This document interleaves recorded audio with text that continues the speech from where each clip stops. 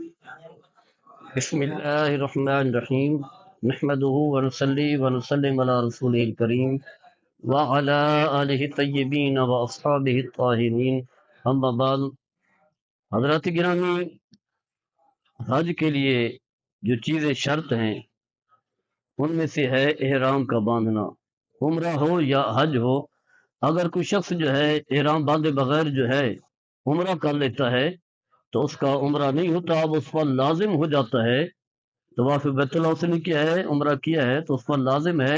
کہ میقات سے باہر جا کر کے جو ہے احرام باندھے،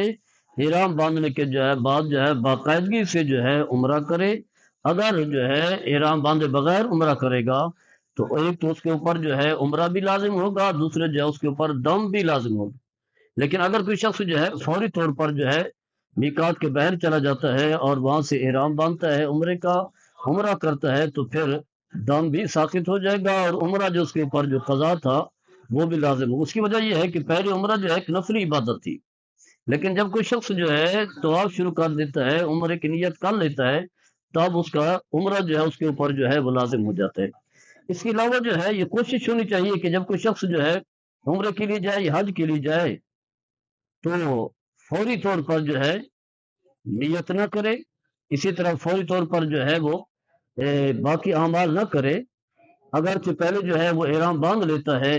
پھر جو ہے وہ نیت بھی کر لیتا ہے، تب بھی جو ہے وہ احرام کی پابندیاں نہیں ہوں گی شروع، جب تک کہ یہ تینوں کام نہیں کرے گا۔ احرام باندھے، احرام باندھنے کے بعد جو ہے نیت کرے،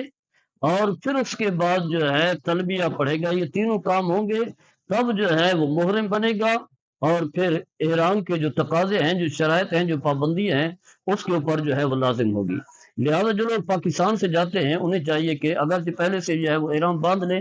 اور نوافل بھی پڑھ لیں، نوافل بھی پڑھ لیں، اور اس کے پہلے جو جو تیاری ہے وہ کر لیں، اور پہلے جو ہے کچھ نہ کریں۔ جب میقات قریب ہے اور جو ہے جب اعلان ہو جہاز سے، پائلٹ جو ہے جب اعلان کرے کہ اب میقات آ چکے، اب نیتیں کر لیں، تو اس وقت اسے چاہیے کہ نیت بھی کرے۔ اللہم انی ارید العمرہ تھا، عمرے کی نیت ہوئی، حج کی وہی الفاظ کہے۔ ویسے تو دل کی نیت جو ہے وہ کافی ہے، لیکن اگر زبان سے کہہ دیتا ہے اللہم انی ارید العمرہ یا حج فیسر لی وتقبل منی، یا اللہ میں عمرے کا احرام باندھ رہا ہوں، عمرہ کرنا چاہ رہا ہوں، اس کی نیت کر رہا ہوں، یا حج کی نیت کر رہا ہوں، تو یا اللہ اسے میرے لیے آسان فرما دے، اس کے جتنے بھی ارکان ہیں، جتنے بھی اعمال ہیں، میرے لیے آسان کر دے، اور اسے اپنی بارگاہ میں قبول بھی فرما۔ یہ نیت کرے، یہ الفاظ کہے، اس کے بعد جو ہے پھر تلبیہ شروع کر دے، لبیک اللہم لبیک، تو اب جو اس کی پابندیاں جو ہے شروع ہو جائیں گی۔ واضح ہے بڑی سخت پابندی ہے، لیکن پہلے سے جو ہے یہ سارے کام نہ کرے۔ اس کی وجہ یہ ہے، ایسا بھی ہو سکتا ہے کہ حالات ایسا پیدا ہو جائیں کہ وہ نہ جا سکے، جیسا کہ ہمارے ہاں جو کورونا کے دن بھی ہے، اور لوگ جو ہے وہ احرام باندھ چکے ہیں، نیتیں کر چکے ہیں، تلبیہ بھی پڑھ چکے ہیں، اب جو ہے وہ پابندی شروع ہو گئی ہے، نہیں جا سکتے، تو پھر احرام کی پابندیاں بھی شروع ہو جائیں گی۔ اور اگر جو ہے وہ کیا ہے احرام سے نکلے گا، کپڑے سلے ہوئے کپڑے پہنے گا، احرام کی پابندی کو پورا نہیں کرے گا، تو اس کے اوپر دم بھی لازم آ جائے گی۔ لیکن اگر اس طرح کے پہلے کام نہیں کرتا اور میقات سے پہلے پہلے جو ہے نیت کر لیتا ہے، تو پھر پہلے والی احرام کی جو پابندی ہے وہ اس پر نہیں ہوگی، کسی وجہ سے وہ نہیں جا سکا، کوئی حالات پیدا ہو گئے، جہاز لیٹ ہو گیا، کوئی بیماری ہو گئی، یا ملکی حالات کچھ ایسے پیدا ہو گئے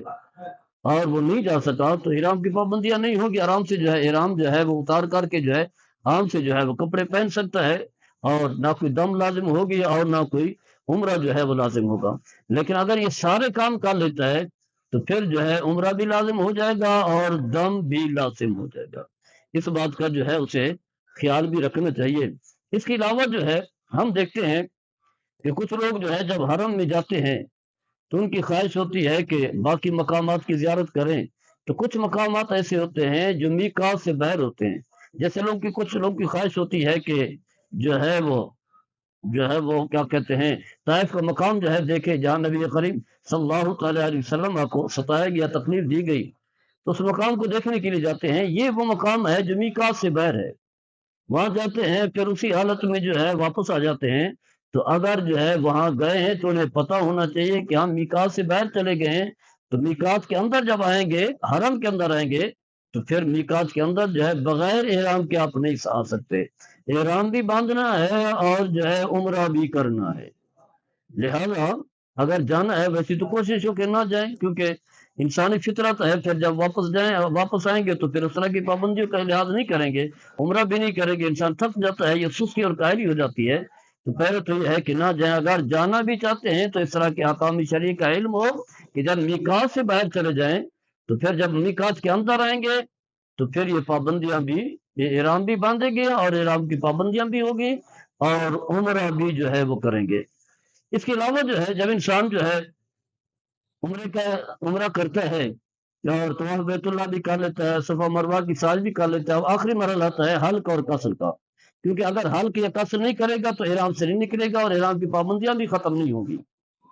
جب تک کہ جو ہے حلق اور قصر نہیں کراتا۔ اب اگر کوئی شخص چاہتا ہے کہ میں احرام کی حالت میں ہوں، ابھی میرا حلق نہیں ہوا، میں جو ہے کسی اور کا جو ہے بال کاٹ لوں یا اپنے بال کاٹوں، تو ایسا کرنا جو ہے وہ کر سکتا ہے۔ ایک محرم دوسرے محرم کے حلق یا قصر کر سکتا ہے، بال اتار سکتا ہے، اور دوسرا جو ہے پہلے والے کا حلق اور قصر کر سکتا ہے۔ کوئی اس طریقے سے جو ہے کوئی دم وغیرہ لازم نہیں آئے گا، کیونکہ جب یہ طواف ہو جائے، صفا مروہ کی سعی ہو جائے، تو یوں سمجھ لے کہ جو ہے وہ احرام کی پابندی جو ہے کسی حد تک جو ہے وہ ختم ہو جاتی ہیں۔ تو ایسا کیا جا سکتا ہے، کوئی حرج اور کوئی قباحت نہیں ہے۔ اللہ تعالی ہم سب کو عمل کرنے کی توفیق عطا فرمائے۔